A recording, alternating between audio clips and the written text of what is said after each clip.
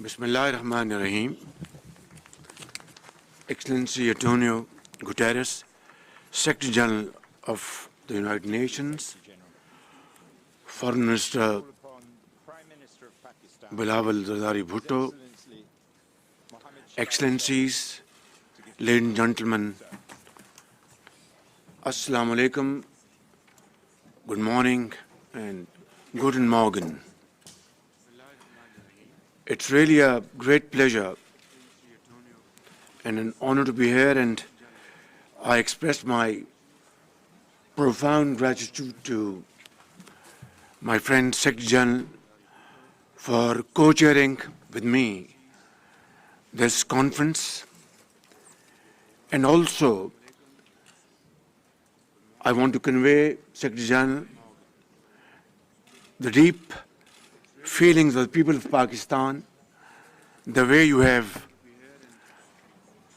promoted their cause, spoken about their miseries and problems, and become a very powerful voice to articulate what they went through during this summer. I remember on 10th of September, I was with you, along with Foreign Minister, in refugee camps in the province of Sindh and Balochistan, and you were standing by orphans, widows, mothers, and I remember vividly, you met a mother who had given birth to a child the night earlier, and a makeshift school run by UNICEF.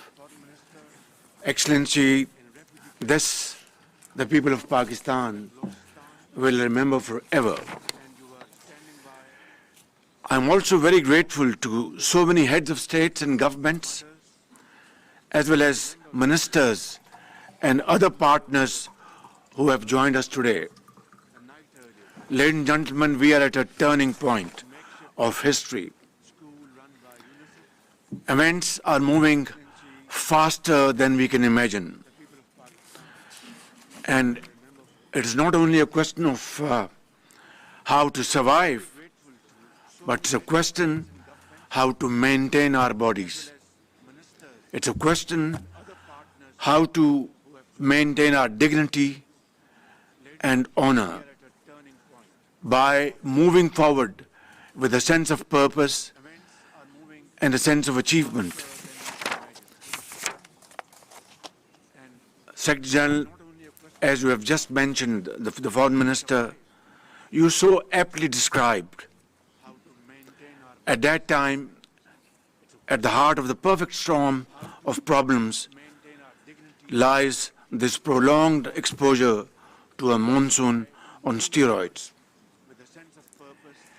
In a matter of 2 months, the ground beneath us was literally, physically taken away. The tsunami, the most devastating floods, affected 33 million people of Pakistan, killed more than 1,700 people, including children, and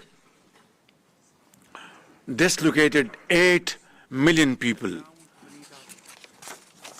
More than 8,000 kilometers of roads were washed away,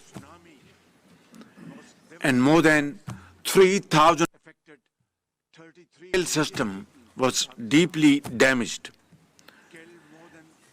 Education was disrupted for 2.6 million students, including 1 million girls. One can go on about the records broken by this disaster, but truly speaking, we are racing against time.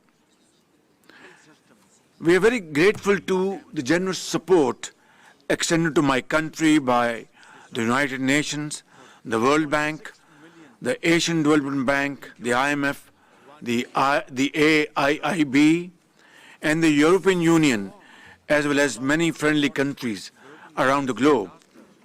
However, relief work is yet not over, especially in parts of Sindh and Balochistan. Our young and able foreign minister belongs to the province of Sindh, where the flood water still needs to be drained to reclaim the agricultural land, to grow food, to build homes, reconstruct infrastructure, and rehabilitate institutions and services. Excellencies, you will appreciate that we need to give 33 million people who are deeply affected by the floods their future back. Their families must stand on their feet, and they must come back in life and earn their livelihood. Today's convening is an attempt to give my people another chance at getting back on their feet.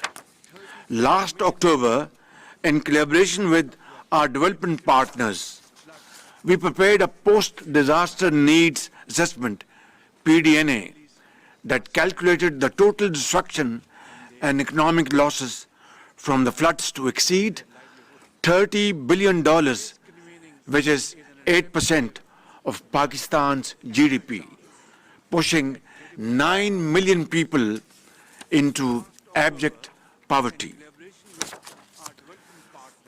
Excellencies, the Pakistani nation, as well as the state, has responded courageously to this catastrophe. Those who had little came forward to help those who had lost everything. Millions volunteered to feed, clothe and shelter their unfortunate brothers and sisters. 20,000 troops, hundreds of helicopters, aircrafts and motorboats were mobilized for round-the-clock rescue operations. And in that, I count those wonderful contributions from our friendly countries in the Middle East, in Europe, Far East, and from other parts of the world.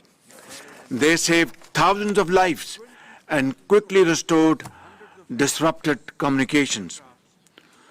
All resilience funds were repurposed to provide cash grants of over $400 million to more than 2.7 million households.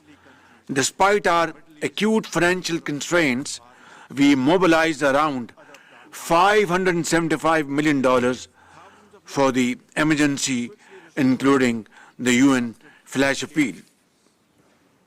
Excellencies, the one lesson we have learned is that nothing can go back to business as usual.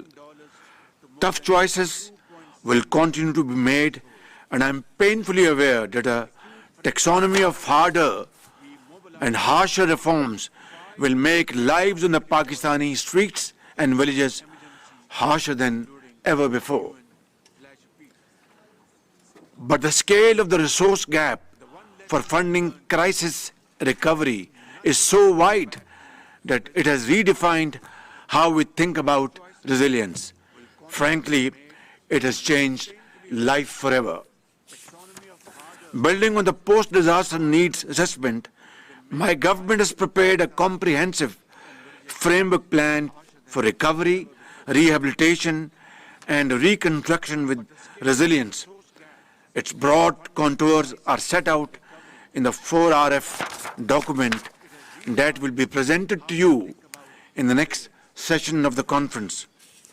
The first part of the 4RF plan reflects the priorities for recovery and reconstruction, bearing in mind the minimum funding requirement of $16.3 billion, half of which is proposed to be met from domestic resources and the other half from our own development partners and friends.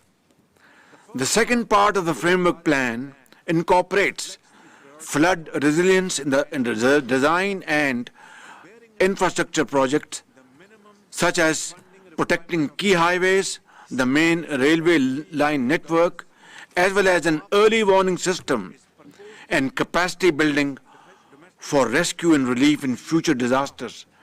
Our funding gap for minimum recovery is $8 billion and will be needed over the span of the next 3 years. Excellencies, it is clear that Pakistan's ability to recover from the colossal flood disaster, to restore critical infrastructure and revive rapid economic growth will hinge substantially on the speed of these actions. And the most important link in this chain will be financial resourcing. If that gap continues to obstruct our recovery and minimum resilience needs, the results may be too catastrophic to imagine.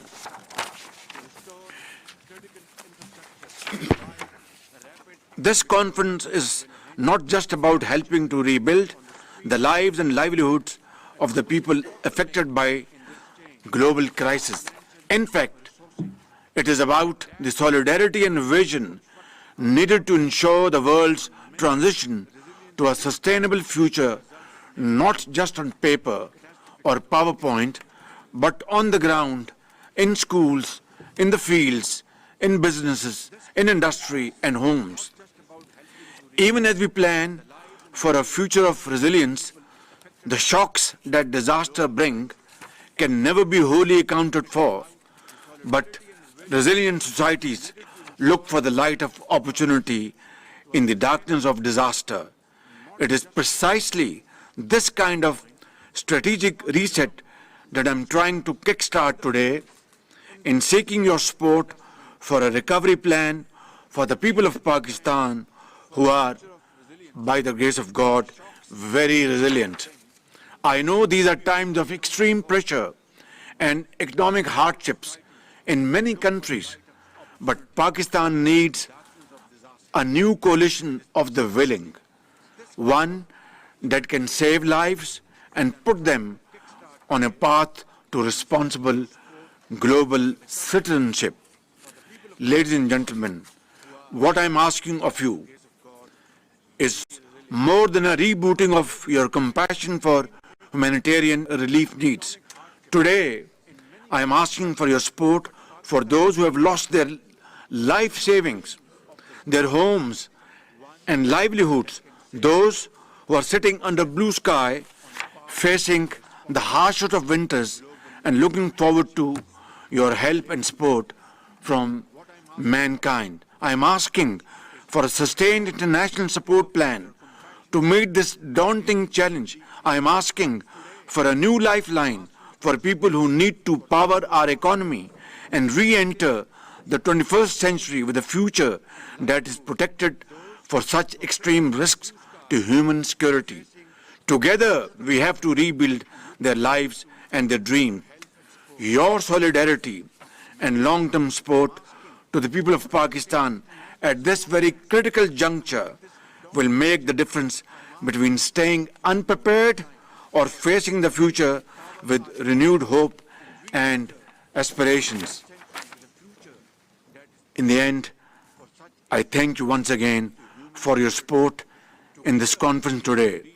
Your unity of thought and action will always be remembered by the people of Pakistan. Thank you very much.